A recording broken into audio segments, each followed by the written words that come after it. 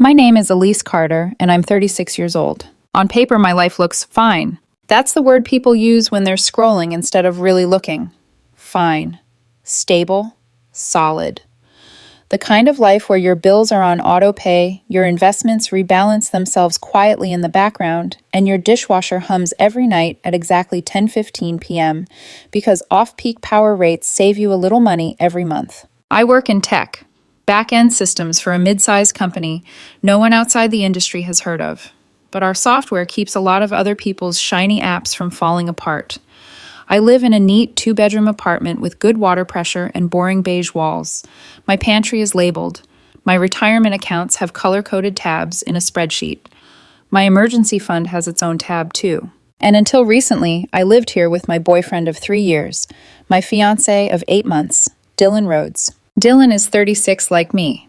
He works in sales for a regional logistics company, which is a fancy way of saying he convinces people to ship things with his employer instead of someone else's. He's handsome in that clean, polished way that photographs well. Dark hair, easy smile, a collection of button-downs that all somehow look like they came from the same catalog page. My mom loves him. My friends tolerate him. And for a long time, I thought we were building something solid. Not perfect, but solid. Dylan can be thoughtless in little ways, leaving his socks on the couch, forgetting I hate cilantro and ordering it anyway, but he has this way of making me laugh, even when I don't want to. He's the one who will drag me away from my laptop at midnight and say, "Elise, your code will still be broken tomorrow. Come to bed." But there has always been this wall. His family. From early on, I noticed he never really talked about them. Not the way I talked about my mom and my younger sister, Hannah. I know what my mom had for breakfast most days because she texts me pictures of her new healthy habit. Hannah calls me to complain about her coworkers and ask if thrifted curtains can be legally haunted. Dylan, meanwhile, treated his family like background noise. He mentioned them in passing. My dad's not great with change, or my mom hates driving at night, but never with any detail. No stories about childhood vacations, no anecdotes about holidays that went wrong. I'd met them exactly twice in 3 years. Both times were quick, strained dinners, where everyone smiled too hard and said almost nothing. The first time, his mother complimented my blazer 3 separate times. His father asked Dylan about work, but not about us. His brother barely spoke at all. His younger sister seemed like she wanted to, but every time she caught Dylan's eye, she shut down. I remember driving home afterward, fingers still clenched around the steering wheel. "They seemed quiet," I said carefully. "They're not big talkers," Dylan replied, like that explained everything. "Is everything okay with them?" "They're fine," he said, that sharp final tone I'd learned to recognize. Conversation over. At first, I didn't push. People have complicated families. Maybe there was trauma there, or old wounds. I told myself he'd open up when he was ready.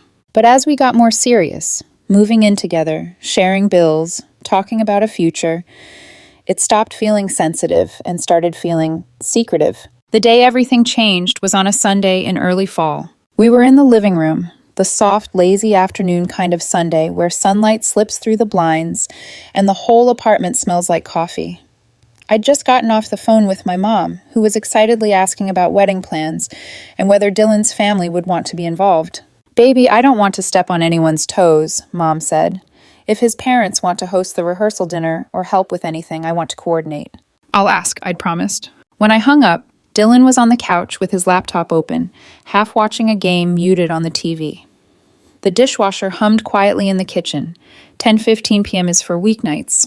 Weekends are more forgiving. "Hey," I said, sitting down across from him. "My mom was asking about your parents." He didn't look up. "Yeah?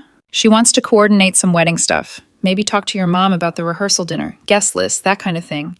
Do you want me to give her your mom's number? Or would you rather handle that?" His jaw tightened. It was small, a flicker of muscle near his ear, but I saw it. "I'll handle it," he said. "Okay," I said lightly. "Also, I was thinking it might be nice to have a dinner soon, both families together before everything gets crazy with planning." "That's not necessary," he said, still not looking at me. I tried to keep my tone gentle. "I know it's not necessary, but it might be good. They're going to be family too. It would be nice for everyone to know each other a little." He closed his laptop with a sharp snap. "Can we not do this right now?" he said. "Do what?" I asked. My family issues are none of your business," he cut in. "Don't ask again." The words hit me like a bucket of ice water. Not just what he said, but the way he said it. like a door slamming, like a lock sliding into place. For a moment, I just sat there staring at him, hearing my heartbeat thudding in my ears. "Okay," I said quietly. "All right." He opened his laptop again, as if he'd just set a coffee cup down and not detonated a landmine in the middle of our living room. The game on the TV flickered silently. The light in the room suddenly felt colder. Something shifted in me then. Very slightly, but irrevocably. If his family was none of my business, then fine. But trust, I've always believed, is a two-way street. You don't get to throw up walls on your side of the road and still expect me to leave the gates wide open on mine. I didn't storm out. I didn't yell. That's not who I am. I just took note. That night, after Dylan fell asleep half sprawled across the bed, snoring softly, I lay awake staring at the ceiling, listening to the distant hum of traffic and the occasional clank from the radiator. In the dark, my brain did what it always does. It made lists. Things Dylan shares easily: work gossip, sports, what he wants for dinner. Things he never shares: anything about his parents' jobs, their house, their finances, how he grew up, why I've only been over there twice. Things I share easily: my salary, my 401k contributions, where every dollar of my savings lives, and why. Things I suddenly realized I might need to guard. I'd always been open with him about money. How much I had in savings, my investment account, the inheritance my grandmother left me that I hadn't touched, earmarked in my mind for a future down payment. I'd assumed we were moving toward a life where yours and mine would eventually become ours. Lying there that night, I pictured an invisible line running down the middle of our bed. On his side, a closed door labeled "Family, do not enter." On my side, every drawer pulled open, contents on display. It didn't feel fair. Over the next few weeks, I didn't make any dramatic moves. I went to work. I cooked dinner. We watched shows, joked about our coworkers, talked idly about possible honeymoon destinations. But quietly, I started recalibrating. I stopped bringing up his parents unless he did, which he almost never did. When my mom asked if his family wanted to come over for dinner one weekend, I said, "They've got their own thing going on," and changed the subject. I scheduled a call with a financial advisor my dad had recommended years ago and never followed up with. We talked about restructuring my investments. I asked about options for making sure my premarital assets stayed protected no matter what. "I'm not planning a divorce," I joked weakly. "I'm planning for unknowns." The advisor didn't care about my emotional caveats. He just walked me through trusts, separate property, the things people only talk about once they've been burned. The word prenup hovered at the edge of my mind like a storm cloud. I didn't tell Dylan about any of it. Not that day, not that week. I told myself I wasn't being petty. I was matching his energy, respecting the boundary he'd so clearly drawn. My family was his business. His family, apparently, was not mine. So I started learning how to keep certain pieces of myself, of my life, quiet. It turns out, once you've seen one locked door, it's a lot easier to start building your own. For the first 2 weeks after that Sunday afternoon, the air between me and Dylan felt thin, fragile, like the layer of ice you test with a cautious step because you're not sure how deep the water is underneath. We still functioned like a couple. We still shared a bed. We still had our routines. But there was a thread running through everything, quiet, taut, waiting to snap. I didn't mention his family, and he didn't offer anything up. Every time I got a text from my mom or Hannah asking about wedding plans, I felt myself tense, because I knew the question was coming. Has Dylan's mom reached out yet? Has his family offered to help with anything? And every time I gave the same vague reply, "We're still figuring that part out." The truth was, we weren't figuring out anything. We weren't even discussing it. Around that time, something else happened. Small on the surface, but meaningful to me. Marcus called. I've known Marcus since freshman year of college. He's one of those people who landed on his feet right after graduation and somehow stayed upright ever since. Entrepreneurial, charismatic, annoyingly optimistic. He'd started a logistics consulting firm a year earlier, and apparently things were going well. "Elise," he said over the phone, "I want you as a partner." I laughed. "Is this because I helped you debug your invoicing system last month?" "This is because you're smarter than I am and I want to attach myself to your brain like a barnacle."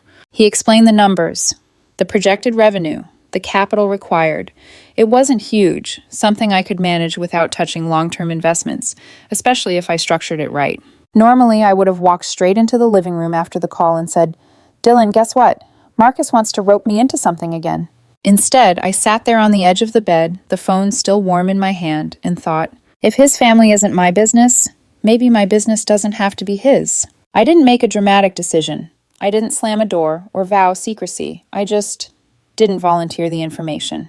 Not that day, not the next day. And when I eventually told Marcus yes, I did it alone, running the numbers myself at the dining table while Dylan watched sports in the other room. It felt strange, equal parts empowering and sad. Like I was rehearsing for a life where I handled big things on my own. Thanksgiving arrived like it always does, too quickly, with too many group chats. My family's Thanksgiving is loud, messy, and filled with at least 3 dishes no one actually likes, but everyone keeps making because it's tradition. Dylan had been coming for 3 years, so he knew what to expect. But this year, the night before, he asked a question that stuck with me. Should we bring something? We always do, I said. My mom expects your signature mashed potatoes. He sighed. Right. Are you okay? I asked. I'm fine. That word again. The one that can mean anything from I'm exhausted to I'm actively falling apart. The dinner itself was normal enough. Dylan put on his social smile. My mom asked polite questions about his family, and he gave vague, surface-level answers that didn't actually reveal anything. At one point, across the table, my mom gave me a look, a soft, concerned one. The kind that says, something here isn't adding up. And for the first time, instead of feeling defensive on Dylan's behalf, I felt something else. Agreement. Later that night, after we got home, Dylan shrugged off his jacket and said, your family asks a lot of questions. They're excited, I said gently. It's normal. It's nosy, he muttered. I didn't respond. I was tired, the emotional kind of tired. December rolled in, carrying the cold and the stress of wedding planning. My mom and Hannah were at full throttle. Venue deposits, menu options, photographers, guest lists. They kept asking about Dylan's family. Every time they did, I felt like I was carrying a fragile lie, one I didn't even fully understand. One evening, we were at the dining table going through the guest list. Dylan was scrolling on his phone, not really engaging. So, I said, how many people do you think your family wants to invite? He didn't look up. I'm not sure yet. Well, the venue wants a preliminary count by next week, I said. Can you check with your parents and siblings? I said I'll handle it, he snapped. The tone was sharp enough to make me freeze. I'm not saying you won't, I said quietly. I'm just saying we have a deadline. He put his phone down and looked at me like I was the problem. Why are you being like this? Like what? I asked. Distant, cold, weird. You've been weird for weeks. I almost laughed. I've been weird? I repeated. You told me your family issues were none of my business. I'm just respecting the boundary. He blinked, clearly thrown. That's not what I meant. Then what did you mean? I asked. Silence. He didn't have an answer. And in that moment, something clicked painfully into place. He wanted the benefits of intimacy without the cost of transparency. He stood up abruptly and left the table. I watched him walk into the bedroom, the door closing behind him. Not slamming, just closing. Somehow that felt worse. Around the same time, the partnership with Marcus became official. We signed papers. We celebrated with a small dinner with the other partners. It wasn't extravagant, just good food, good wine, and a quiet sense of accomplishment. I didn't invite Dylan. He asked later when I got home. Where were you? Dinner with some people from way back, I said casually. Which people? I shrugged. Just some friends. He looked at me like he could sense a shift, but didn't know where or why it started. I didn't elaborate. And he didn't push, which scared me a little. Because a few months ago, he would have pushed, asked questions, wanted details. Now he just accepted the distance like it was normal. Maybe because he'd created it first. The prenup came next. I drafted it with my lawyer. Nothing extreme, nothing unfair, just clear boundaries. What each of us brought into the marriage stayed separate. What we built together would be shared. When I finally handed him the folder, after dinner, sitting at the kitchen table, it felt like sliding a truth between us. What's this? He asked. A prenup, I said. It's straightforward, standard stuff. He stared at the folder like it was radioactive. You're seriously asking me to sign this? Yes, because you don't trust me. I took a breath. Do you trust me? I asked quietly. He opened his mouth, closed it, looked away. He didn't answer, and that was the answer. He grabbed the folder and walked out of the room. 2 days of cold silence followed. 2 nights of him on the couch. 2 days of me wondering if this was the beginning of the end. On the 3rd day he came to me, eyes red-rimmed but jaw set. I'm not signing it. Then we're not getting married, I said softly. His face crumpled with something like betrayal. You would throw away 2 years over a piece of paper? I'm throwing it away, I said, because I don't know what you're hiding. He went still. Your family issues are none of my business, I added, echoing his own words back to him. So it's my responsibility to protect myself until I know what I'm actually getting into. He stared at me like I'd hit him. Then he left, not slamming the door, just leaving. And I felt the fracture between us deepen into a crack, one that I wasn't sure could ever be undone. Dylan moved out that night. Not permanently, not officially, but enough. He took a duffel bag, his laptop, and his charger. Just the essentials, which somehow made it worse. If he'd taken everything, I could have pretended it was decisive, final, clean. But a duffel bag? That's limbo. That's I'm leaving, but not really. He texted me around midnight. Staying at my parents'. Need space. Space. We'd been living in a vacuum of space for weeks, and suddenly he needed more. I didn't respond. I lay awake instead, staring at the ceiling, listening to the occasional honk from the street below, trying to understand how a single sentence, "My family issues are none of your business," had become a domino that knocked over everything else. The next morning, I sat at the dining table with a mug of coffee I kept forgetting to drink. The apartment felt wrong, too quiet, too hollow. His toothbrush was still in the bathroom. His shoes were still by the door. His jacket still hung over the back of a chair like he'd be home in an hour. But he wasn't. My phone buzzed, jolting me from my thoughts. It was Hannah. "You awake? I'm downstairs. Let me in." A minute later, she stepped inside, still in her scrubs from the night shift, hair in a messy bun, holding 2 chocolate croissants because she knows who I am as a person. She took one look at me and said, "Oh no, tell me everything." I broke. Right there, at the table, with the croissants between us, and the dishwasher humming softly like it had no idea my life was falling apart. I told her everything. The Sunday afternoon fight, the coldness, the secrecy, the prenup, the silence, the duffel bag. Hannah listened, eyes getting sharper with every detail. When I finally wound down, she said, "I know you don't want to hear this, but this is a giant red flag." "I know," I whispered. "No, Elise. A red flag the size of a Costco parking lot. You're about to marry someone whose family you've barely met and who refuses to talk about them at all. That's not normal." "I've tried," I said. "He shuts down every time." Hannah bit into her croissant like she needed something to chew on besides her frustration. "Do you think there's something actually wrong?" she asked. "Like abuse? Addiction? A criminal record?" "I don't know," I admitted, "but I think he's hiding something huge." "Then protect yourself," she said firmly. "That prenup, keep it. And Elise, honestly, if he can't explain his own family to the woman he's supposed to marry, he's not ready for marriage." I nodded, but it felt like swallowing glass. As Hannah left, she paused at the door. "Elise," she said softly, "you deserve someone who lets you in." I knew she was right, but hearing it hurt. Later that week, my mom called me at work. She never calls during office hours unless something's wrong. "Sweetie," she said, "I wanted to ask you something, but I don't want to overstep." I braced myself. "It's fine, Mom. What is it?" "Your aunt was asking about roles in the wedding. And she brought up something traditional. You know, the groom's family sometimes covering certain costs." I pressed my fingers against my forehead. "Mom, I just wanted to know if Dylan's family is contributing anything. I don't want us doubling up on expenses if they're planning something." I exhaled slowly. "Mom, I don't think his family is contributing. I don't think they can." A beat of silence. "Elise, have you talked to him about this?" "It's none of my business," I said bitterly. My mother's tone instantly shifted. "Elise Marie Carter, you're marrying this man. It absolutely is your business." "I know," I whispered. "I know." We stayed quiet for a moment before she softened. "Honey, something isn't right here." "I can feel that," I said. And when I hung up, I sat there staring at my monitor, the glowing code blurring until the symbols looked like static. Something wasn't right. Something had never been right. Days passed. The apartment stayed empty. Dylan texted occasionally. "Need more time. I'll come by for more clothes later. Can we talk soon?" But he never actually asked to talk. Not once. And I didn't reach out either. I couldn't be the only one fighting for answers. 3 days later, Hannah called again. Her voice was lower this time, serious. "Elise, I need to tell you something." My stomach dropped. "What?" "You know Sarah, the girl I used to work with? Her cousin went to high school with Dylan." Okay, that was unexpected. "She mentioned his family," Hannah continued.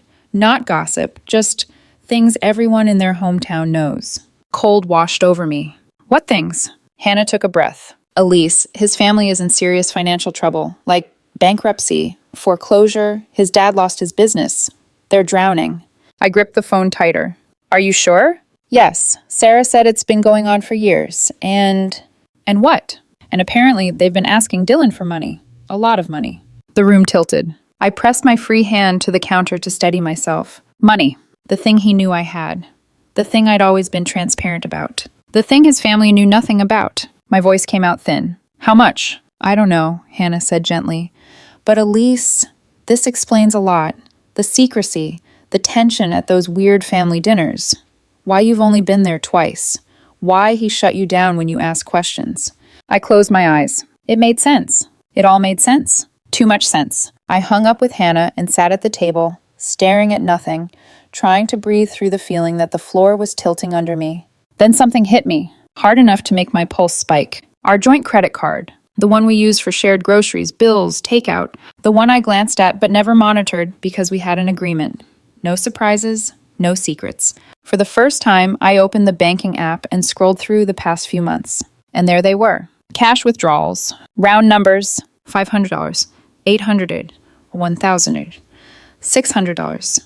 Repeating, quiet, steady. Thousands of dollars. Every month. My hands went cold. I checked back further. More. Then I did something I never thought I would do in a relationship. I called the bank and requested detailed statements. When the PDF arrived in my inbox, I opened it, dragging my laptop into the light like I needed clarity to see the truth. Page after page after page. Cash withdrawals. Consistent, predictable, hidden in plain sight. I leaned back in my chair, heart pounding, the radiator clicking quietly in the corner like it was counting down to something inevitable. Dylan wasn't just hiding his family. He was financially supporting them with our money, and he hadn't told me a single word. My fiancé, my partner, who demanded privacy, who shut me out, who refused a prenup, who wouldn't even tell me what his family looked like under the polite facade. He'd been funneling money to them for months, maybe longer. I wasn't sure when the tears started, maybe on page 5, maybe on page 8, but by the time I reached the end of the statement, my cheeks were wet and my throat burned. This was betrayal, not the dramatic cheating kind, the slow, secret kind, the kind that kills trust quietly, one withdrawal at a time. I closed the laptop, wiping my eyes, and whispered into the empty apartment, "Oh my God, what else aren't you telling me?" I didn't sleep that night. Not because I didn't try. I did. I lay in bed, the blankets pulled up to my chin, staring at the faint glow of headlights passing across the ceiling. But every time I closed my eyes, I saw numbers. $500, $800, $1,000, $600, $700. Withdrawals, neatly spaced, like footsteps leading somewhere I didn't want to go. I replayed every moment Dylan had seemed stressed, every time he'd brushed off questions, every strained dinner with his family, every panicked look in his sister's eyes at Christmas that I'd dismissed as awkwardness. I thought about the way he'd said my family was nosy, the way he'd snapped when my mom offered to help, the defensive tone he took any time I mentioned money. And then I thought about the prenup, how he'd reacted like I'd accused him of a crime. Maybe in his world I had. By the time the sun rose, pale and cold, my decision was made. This couldn't be a conversation over text. This couldn't be shouted in a parking lot or whispered in fear. We had to talk in person. And not about the prenup, about the truth. Dylan came back the next afternoon to pick up more clothes. I heard his key in the lock and stood up from the dining table, where the printed statements were spread out like a crime scene. He stepped inside, looking exhausted. Dark circles under his eyes, hair unwashed, wearing the same hoodie from 3 days ago. "Hey," he said quietly. No kiss, no hug, just a neutral acknowledgement. The kind couples give each other when they are pretending nothing is wrong. I didn't pretend. "Sit down," I said. He paused, eyes flicking from me to the stack of papers. "Elise, what's all this?" "Sit." He did, slowly, like a man walking toward a ledge. I picked up the first page and slid it across the table. "What's this?" I asked. He glanced down at the highlighted withdrawals. His face changed, barely, but enough. A tightening around his mouth, a flicker in his eyes. "I don't know," he said. "Don't," I said firmly. "Please don't lie." Silence. Just the ticking of the wall clock, the faint hum of the fridge, my heartbeat in my ears. Finally, he spoke. "They needed the money." I felt something cold curl through my spine. "Who?" "My parents." "Why?" He exhaled, long and shaky, pressing his palms into his eyes. "They were going to lose the house." I closed my eyes for a moment because hearing him say it out loud made something in me fracture cleanly. "How long?" I asked. "A while." "How long, Dylan?" "About a year." I stared at him. A year, I repeated. A full year. You've been sending them money, our money, for a year? He bristled. It wasn't just your money. I contributed too. And you hid it from me, I said. You hid thousands of dollars in withdrawals. From the woman you asked to marry you. His expression crumpled into something sour, guilt mixed with anger. I didn't know how to tell you, he said. I was trying to protect you from all of this. Protect me? I echoed, laughter sharp enough to cut. By lying to me? I wasn't lying. You hid it. That's different. No, Dylan, I said gently. It isn't. He pushed his hands through his hair. My dad's business failed. They're drowning in debt. My mom is sick with worry. They didn't want anyone to know. I didn't want anyone to judge them. So you shut me out, I said. I didn't want to burden you, he insisted. You have your own life, your own stress. I didn't want to drag you into the mess. You dragged me into it anyway, I whispered. You just didn't give me a choice. He looked pained. Elise, I'm sorry. For which part? I asked. The secrecy? The money? The fact that you've been living two lives and letting me think it was all in my head? He swallowed. I didn't mean for it to get this bad. It got this bad, I said softly, because you wouldn't let me in. His eyes flicked to the prenup folder still on the counter. That's why you did this, he said. Isn't it? Because you don't trust me. No, I said honestly. I did it because you gave me reason not to. Silence stretched between us again. This one was heavier. Heavier than the walls he'd built. Heavier than the lies. Heavier than the $20,000 he'd siphoned out of our shared future. Finally, I asked the question that had been burning a hole through my chest for days. Dylan, were you planning to ask me for more money after we got married? He froze. Completely. I saw the answer in his eyes before he said a word. And that hurt more than anything else. No, he said too quickly. I felt something deep in me go still. He was still lying, still protecting the wrong thing, still avoiding the truth even now, with the evidence spread between us like a cracked mirror. I stood up. I need time, I said quietly, and I need you to stay somewhere else for now. Elise. No. My voice didn't rise. It didn't need to. Quiet can be final. I need space to think, real space, without lies, without half-truths. He stood too, shoulders slumped, eyes wet. I didn't mean to hurt you, he whispered. But you did, I replied. And I don't know if I can come back from that. He looked shattered. But so was I. He nodded slowly, like his body weighed too much. Okay, he whispered. He picked up his bag, paused at the door. Elise, I love you. I closed my eyes. I know, I said, but love isn't enough without trust. He didn't respond. He just left. And when the door shut behind him, the apartment was so quiet it felt like a vacuum. Empty and echoing, like a place where something important had just died. 6 weeks passed. 6 long, hollow weeks in an apartment that had grown too quiet, too organized, too clean, like it was trying to pretend nothing catastrophic had happened inside it. People think that when a relationship ends, there's a moment, a precise second you can point to and say, there, right there, that's when it broke. But that isn't how this happened. It didn't break in a moment. It eroded. A little at first, just a cold sentence on a Sunday afternoon, then a crack, then another, then a flood. By the time Dylan and I sat down for the final conversation, the foundation was already gone. He came over on a Wednesday. He texted first, asking if we could talk. His messages had been soft lately. I'm sorry, I miss you. Can we fix this? But also careful. Like he knew the wrong push would make everything collapse. When he showed up at the door, he looked smaller. Not physically, emotionally. Like the past month had drained something out of him. We sat on opposite ends of the couch, a canyon between us. He exhaled shakily. I'll stop giving them money. I didn't respond. I'll pay back everything I took, every dollar. Still nothing. I'll get my own lawyer and sign the prenup. Silence. Each promise sounded like a rope he was throwing across a chasm that had already widened too far. The ropes kept falling short. Finally, he said, voice cracking, Elise, I don't want to lose you. I closed my eyes. Dylan, I said gently, I lost you a long time ago. You just didn't tell me. He flinched. Not dramatically, just a small wounded twitch. Elise, I was scared. I know, I said, but you didn't trust me enough to tell me the truth. And when you hide something that big from the person you're building a life with, it's not a partnership anymore. He blinked fast, tears gathering. I leaned forward, resting my hands together. I would have helped you, I said softly. Not with money, but with figuring things out, with being there, with planning. But you made all your decisions alone. You made me feel like an outsider in my own relationship. He nodded, tears slipping down his face now. I'm so sorry. I know, I said. and I meant it. But some apologies are true and still too late. A long silence stretched between us. He finally whispered, "So, this is it?" I felt the final crack widen into a quiet, irreversible break.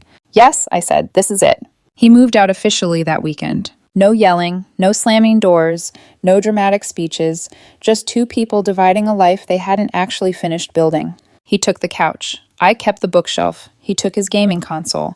I kept the Instapot. We split the kitchenware based on who used what more. When he quietly pulled his shirts from the closet one by one, I went to the balcony because listening to the hangers clack made my chest hurt. And then he was gone.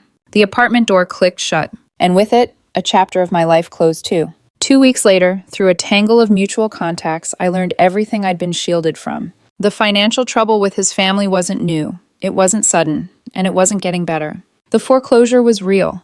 His father's business debt was massive. His parents were drowning and dragging anyone within reach underwater with them, including Dylan. He was living with them again, helping them meet with bankruptcy lawyers, trying to patch together a sinking ship with duct tape and denial. Part of me felt awful for him, for them, for how heavy that burden must be. But another part, the part that had cried over bank statements at 2 a.m., felt relieved. Not because he was suffering, but because that storm wasn't mine to weather. Marrying into that level of secrecy and financial collapse would have destroyed me. Maybe not immediately, but eventually, quietly, like rot in the beams of a house that looks stable from the outside. Life didn't magically get easier after the breakup. Healing rarely moves in straight lines. But there were small, grounding moments. My mom stopping by with soup accidentally in quantities large enough to feed an army. Hannah dragging me out for walks even when I resisted, forcing me to get fresh air. Marcus telling me the partnership paperwork had gone through without a hitch and offering, jokingly, but also not, to put Dylan's name on a metaphorical dartboard in the office. My friends checking in. My coworkers pretending not to notice when I came in with puffy eyes. My sister sending me memes at midnight. Little things. But little things add up. Eventually, the ache dulled. The questions quieted. And the fear that I'd wasted years on someone who never trusted me shifted into something else. Clarity. The clarity of knowing I didn't fail. I didn't imagine things. I didn't overreact. I protected myself. And that matters. Last week, Dylan texted me. A single sentence. "I'm sorry for everything. You deserve better." I stared at the message for a long time. Not angry, not nostalgic, not tempted. Just sad. Sad because he was right. Sad because maybe he always knew that. Sad because we could have been partners, if he'd let me in. If he'd trusted me with the truth sooner. But we were too far past that now. I didn't reply. Some apologies aren't meant to start conversations. They're meant to close them. Edit 1. No, I never confronted his parents. Once I knew the truth, there was nothing productive to say.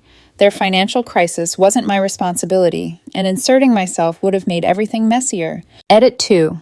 People keep asking if the money was entirely mine. No, we both contributed to the joint account.